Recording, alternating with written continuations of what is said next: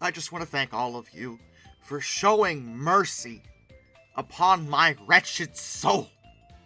As most have pointed out that they do in fact prefer just regular old paleo art and not the alternatives. So we're going to stick with this for a bit.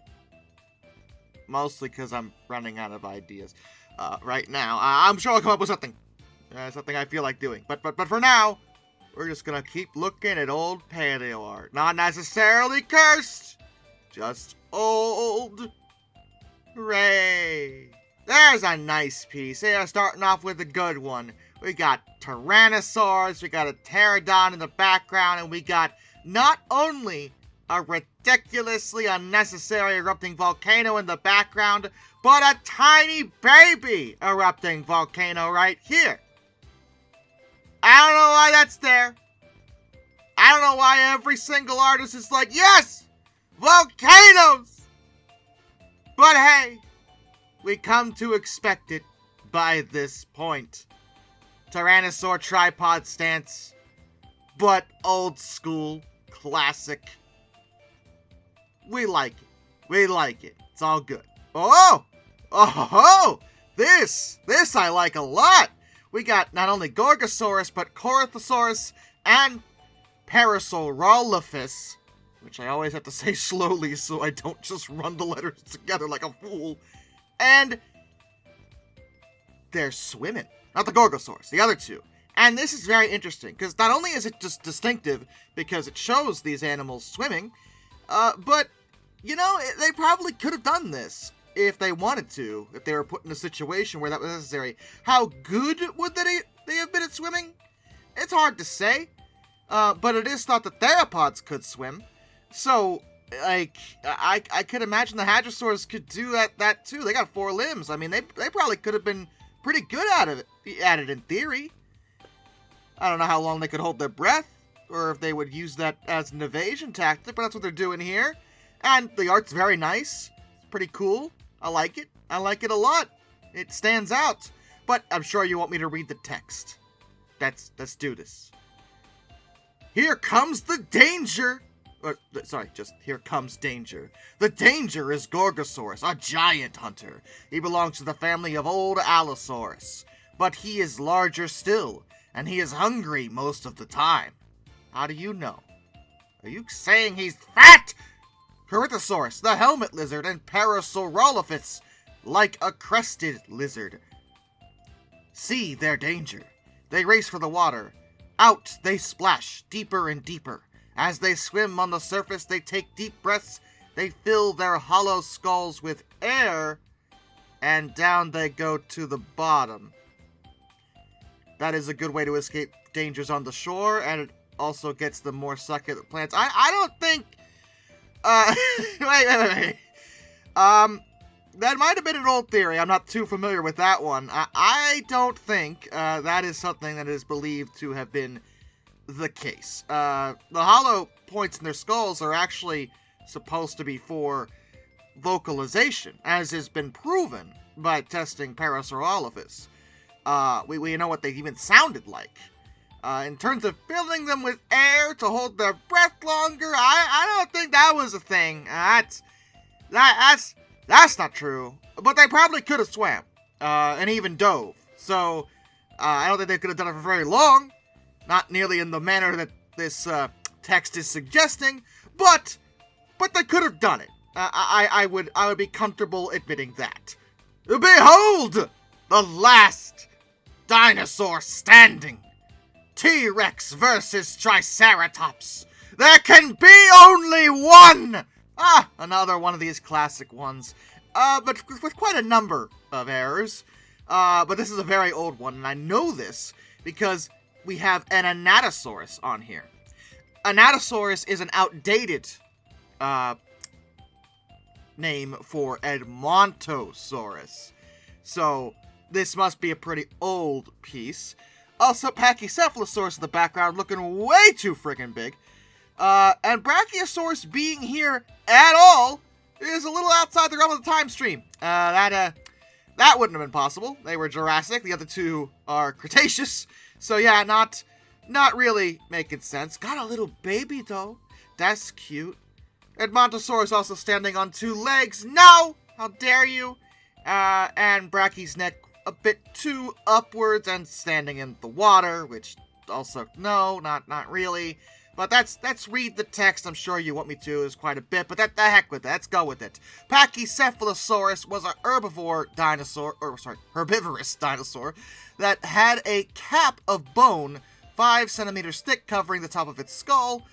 This was probably to protect the brain when rival males charged one another in mating battles.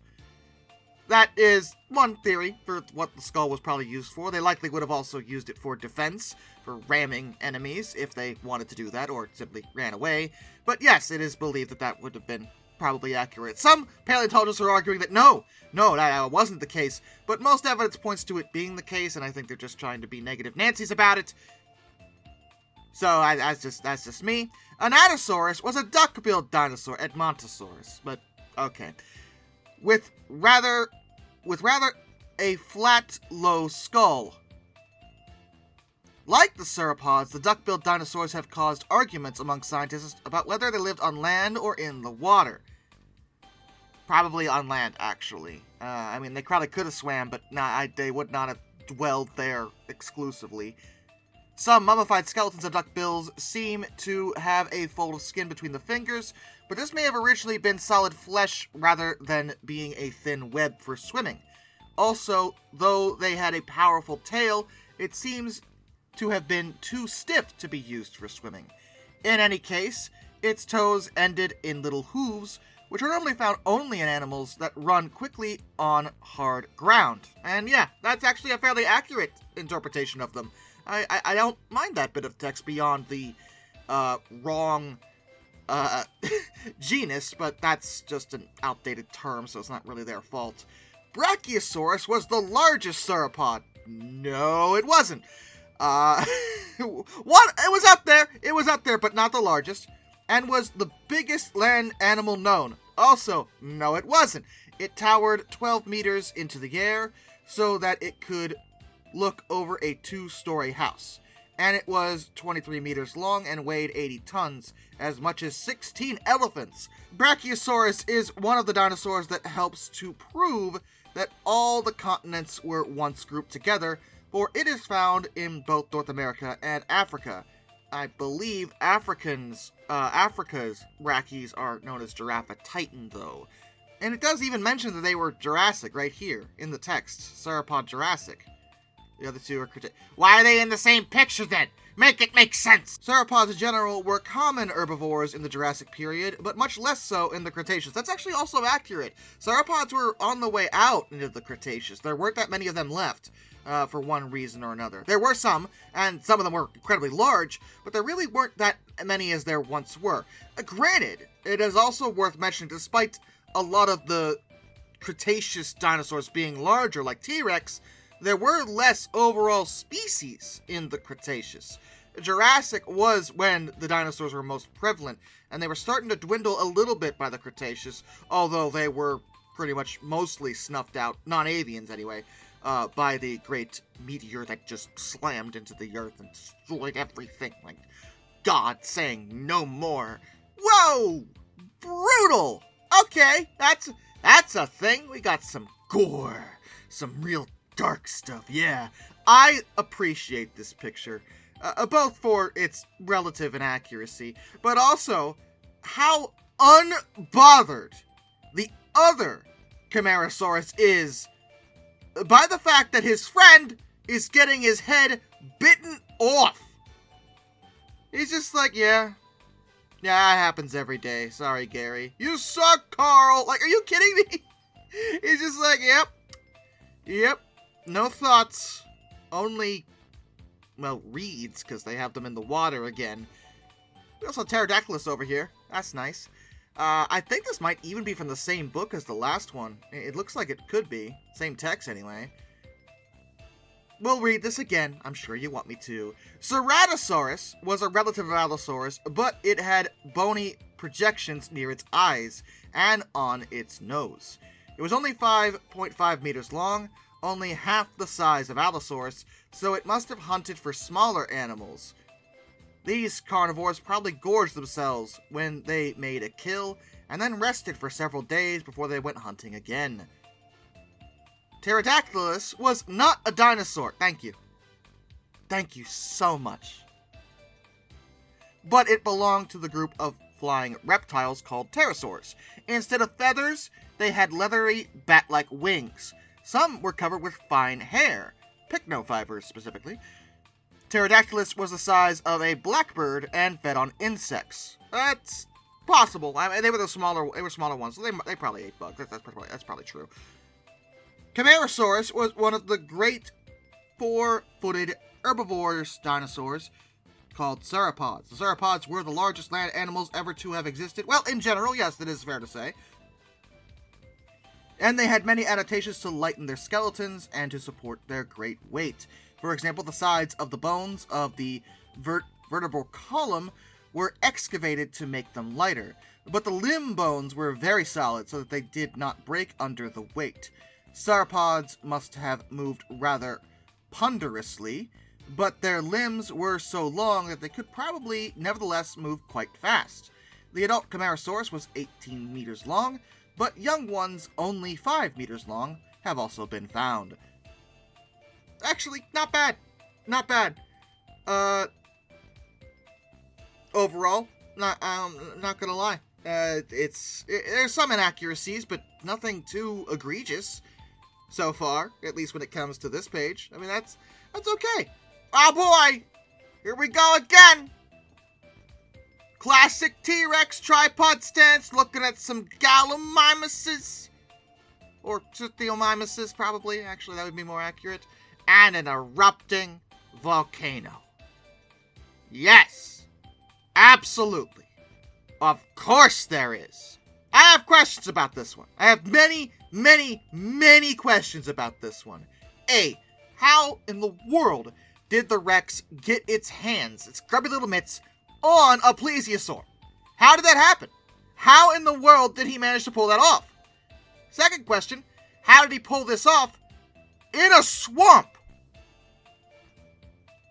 Plesiosaurs dwelled in salt water. Why would this is not a situation where... What is the plesiosaur doing here? So many questions. I don't understand. This one's kind of funny, mostly because it illustrates a Triceratops using what I can only imagine are hit-and-run tactics. Because we see blood on one of its horns, and we see that the Rex has a leg wound. But clearly that was not enough to dissuade the Rex, because the Rex is just hopping mad now, and is still chasing down the Triceratops. Large claws on that Rex. I think those are a bit too big. Interesting coloration, though. Yellow and blue on the back. That's very colorful. I think that might be a bit too colorful for a predator, but I like the distinction. Green for the Triceratops. It looks distinctive. I don't mind it. I don't mind it so much. I just think it's kind of funny. Like, I've hit you. Excellent. Are you gonna give up on eating me now? No. Oh. Mistakes have been made. Oh, so this is supposed to be what happened right before that last image. It's even hitting in the same spot. I think it's the wrong horn, though. It's very close. And yeah, this is a pretty accurate representation of how this interactions would sometimes go. I mean, the Rex... The Trikes would be able to fight back against a Rex. A Rex was designed to hunt them, and definitely did hunt them, but, you know, the Trike isn't just going to lay down and get eaten. They're going to fight back, and I'm sure there was plenty of Rex that took a horn straight to the leg. As is a pencil sketch of a plesiosaur on the surface, with a snaky neck, and he's got a stick. Come get the stick. Bring the stick. Bring the stick back. Bring the stick, Nessie. Come on, Nessie. Bring the stick. Bring the stick, boy. Come on. Also, now that I mentioned Nessie, the Loch Ness monster, not a thing. Not a thing. And the original photo of it was proven to be a fraud. It was a bathtub toy. Not real. I just thought I'd mention that. And if there is something in there, it's definitely not a plesiosaur. But given the original photo is fake, I think the whole thing is pretty fake, pretty pretty fake. Oh, it's rare with paleo art that I get to talk about people, but this is fairly accurate. Ancient humans would have, at some points, hunted mammoths. That would have happened. We have been falsely accused of hunting them to extinction. However, this has been recently proven to be somewhat false. I mean, we certainly didn't help, but there weren't enough of us to drive an entire species to extinction in those times. Additionally, the mammoths were already having problems even before we showed up. They were on a steep decline, and would have gone extinct either way, unfortunately. Ah! What the heck am I looking? Am I the only one who finds this scary? Like, this is a freaking horror show. Who the heck drew this, and why are they a maniac? We have a lot of old school renditions of pterosaurs, and ichthyosaurs, and plesiosaurs, and something in the background that I can only describe as the frickin' Leviathan. Okay, dated viewpoints, and going out of their way to be scary as all heck. This is a picture out of somebody's nightmares, and I get it. I do. I think it's the eyes. It's the dark tones, but also the eyes. Like, what the heck is that? That's terrifying. Stop it. Ah! Why do they always make everything so scary around here? We have a pterosaur hunting insects. We have an ichthyosaur just hanging out, just vibing. He don't even know what's going on. And a plesiosaur grabbing a pterosaur out of the air, which would be pretty impressive if it ever happened. Again, very dated viewpoint. Not quite as scary as the last one, but... I'm sorry, I'm just so focused on the ichthyosaur. He really just has no idea what's going on around him and has no cares in the world. Just all vibes. I kind of jealous that he's this unbothered, not gonna lie. Oh, that's a unique situation. I'm not sure a pterosaur could even flap or fly and maintain airborne in this manner. Their wings didn't work like a bird's wing. I don't think they could maintain lift like this or claw at a theropod like this. I don't think this was possible. Well, I mean, I suppose if you interpret this as the pterosaur falling out of the sky, it's a bit more realistic, but still, not the way they would have taken this fight. Honestly, they probably wouldn't have taken this fight. They probably would have just flown away. Now, what is that? Tell me what that is. I don't know what that is. I believe it's supposed to be an old school pterosaur. Not even close. Not even... I can't even call that a dragon. What the heck is that? I don't know. I don't get that one. No. This one bothers me too. We got some... Well, I was about to say Japanese, but that could be Korean or Chinese too. I'm not well versed in their languages to the point of being able to recognize the difference. We're going to focus on the image of what I think is supposed to be a plesiosaur.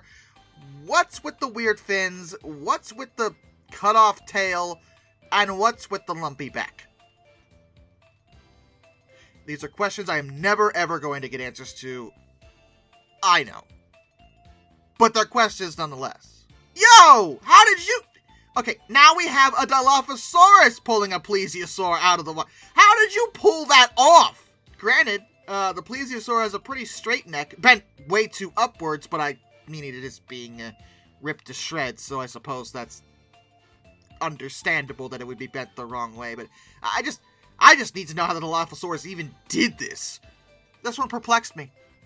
Not because anything's wholly inaccurate. Those are allosaurs. That's a Diplodocus. Some pterosaurs flying overhead, but it doesn't even look like the allosaurs are hunting the Diplodocus. Like, they're all just hanging out. Just walking. Just like, yeah, we're not fighting today. We're on a walk, headed to... You know what? There's a watering hole over there. I just noticed that in the background. I didn't see that when I found this image earlier. I think this is supposed to be,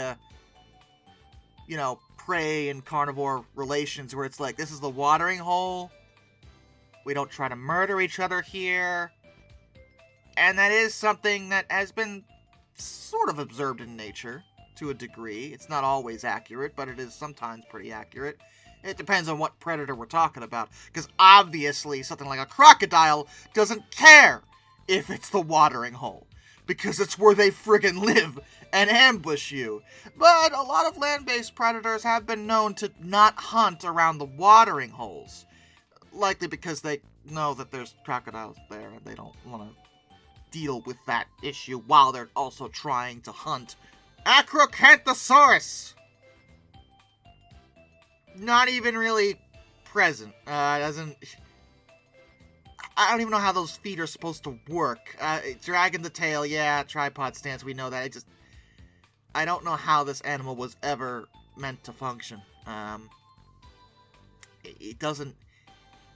This is peak slow, dumpy, stupid lizard energy to me. is what I'm getting from it.